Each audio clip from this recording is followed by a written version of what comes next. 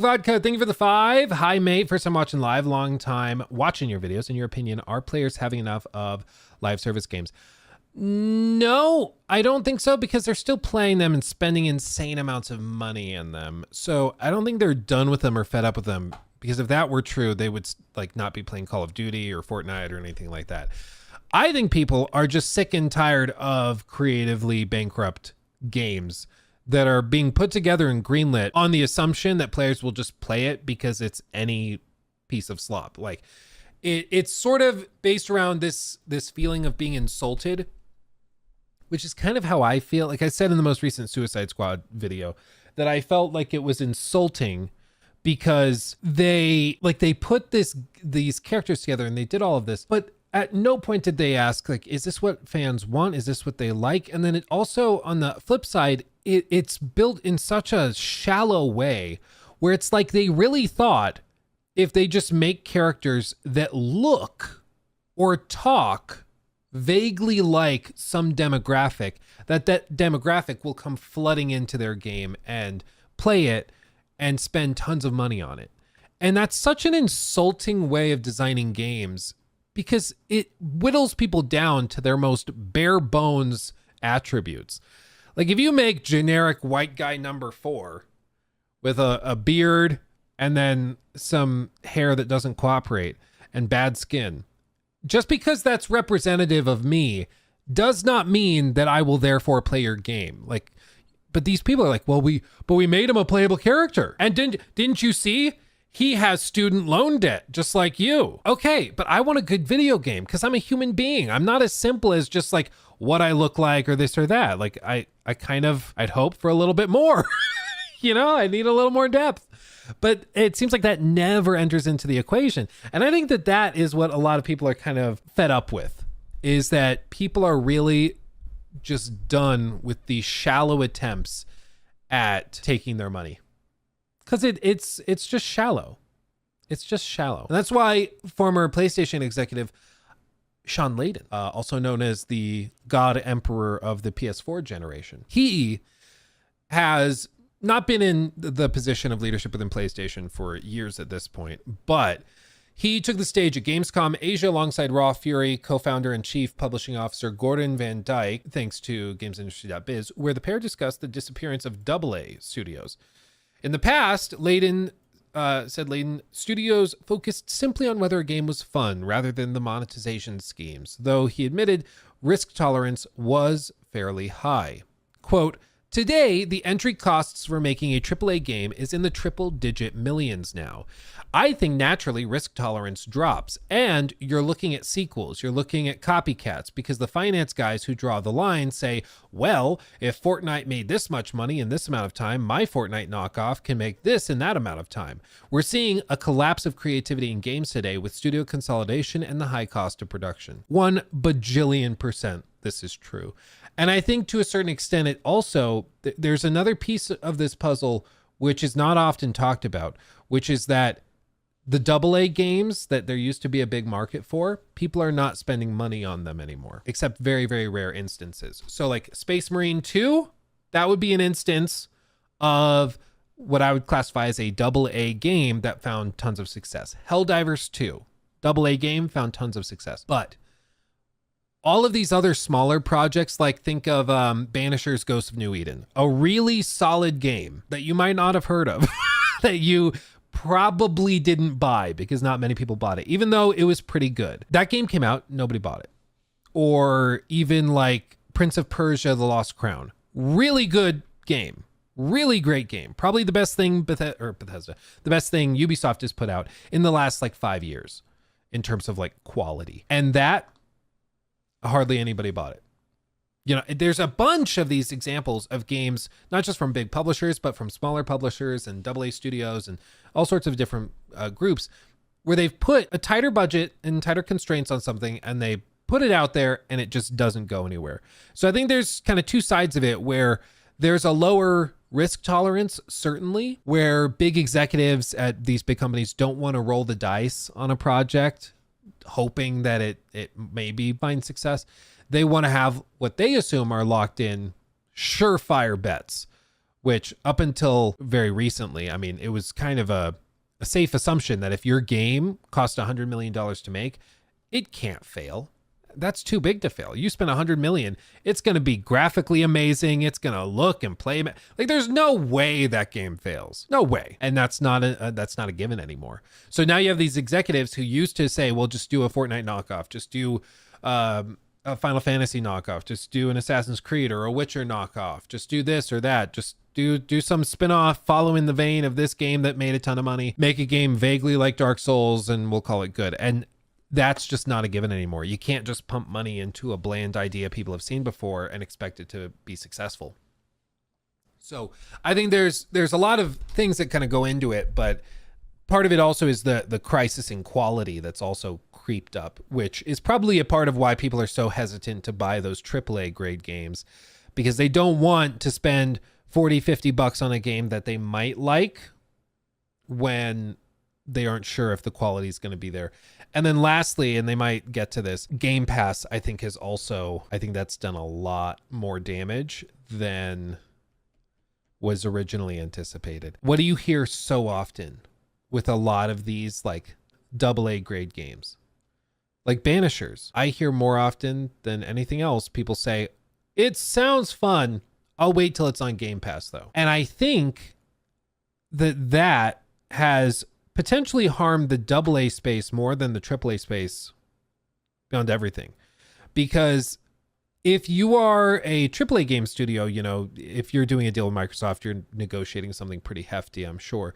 But if you're a AA studio and you are in this kind of mid-range price point, where frankly a lot of those games end up on Game Pass, that is sort of an omnipresent consideration for consumers, where they're like, why would I buy it today when in 6 months it'll just be on Game Pass? Which I think is absolutely a fair consideration. It's the same thing with Ubisoft. Why buy a Ubisoft game day one when it's going to be 50% off in 3 months? Why would you buy it day one? It's a very valid question. Very valid. So I think there's many things that stack into this. But he goes on. Further, Layden has stated that AA is gone, which he said was a threat to the ecosystem. I am inclined to agree. Noting the general standard of games, including indie titles, is much higher thanks to advancement in tools, he continued, quote, now if we can just get a bit more interest and excitement and exposure for these lower budget, but super creative and super unusual type of games, I'd like to see more of that, because if we're just going to rely on blockbusters to get us through, I think that's a death sentence. Former head of PlayStation Worldwide Studios is saying if you rely on blockbusters, that's a death sentence. This guy is like the king of blockbusters. He's responsible for greenlighting everything from Uncharted 4 to the God of War reboot, like to Returnal. All of that stuff, he's spotted. This is the guy that knows blockbusters better than anybody. And he's saying if you rely on those, it's a death sentence. That's crazy. AA games can bring the new thing and can be developed far quicker than AAA games, said Layden. Most importantly, though, they must seek unique ideas, not monetization. If you're going to pitch me your AA game and in the first 2 pages of your deck is your monetization and revenue subscription scheme, I'm out. Your first page has to be this game needs to be made and here's why. I want to see that fire. I don't want to see here's the chief accountant on the team that's going to explain to you the game's monetization.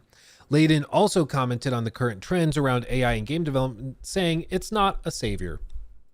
AI has been in gaming since almost the first or second games ever made, he said. So all this excitement about Gen AI, I find it kind of humorous. I do see its applications in certain places for certain things. It's just a tool. It's not a savior. It's a tool in the way that Excel is a tool. It just speeds you along your tasks, which I think is absolutely the case. It does not like magically replace entire teams of people on the creative side of things. I don't think we're gonna get to the point where it's like you plug in the chat GPT and you're like, can you generate for me a mixture of God of War and The Last of Us, and then maybe also throw in some Donkey Kong Country in there, and then it just makes a game for you. I don't think that's a thing.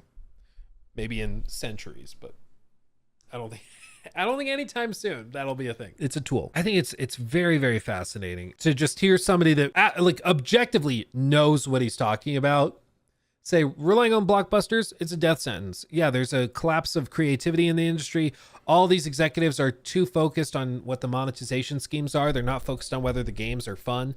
And I think all of that is absolutely true. And what's the aftermath? What's the outcome of this? I mean, the one the maybe one saving grace or good thing about a lot of these executives is that they are predictable. And that means that we can get a pretty good idea of how they'll react to certain stimuli, let's say. Because all they really care about is the bottom line. All they really care about is the dollar amounts. So if their attempt to just cash in on the cheapest, laziest, short-sighted garbage, if that approach is not making money and in fact is losing tons of money, there comes a day where they can't lose enough, like they can't keep losing that money. Otherwise they'll be booted out by the board of directors and everything else.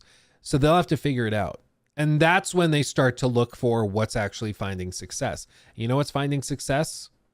It's these novel ideas, these novel games. Yes, of course, there's still going to be the Fortnites and Call of Duties and stuff.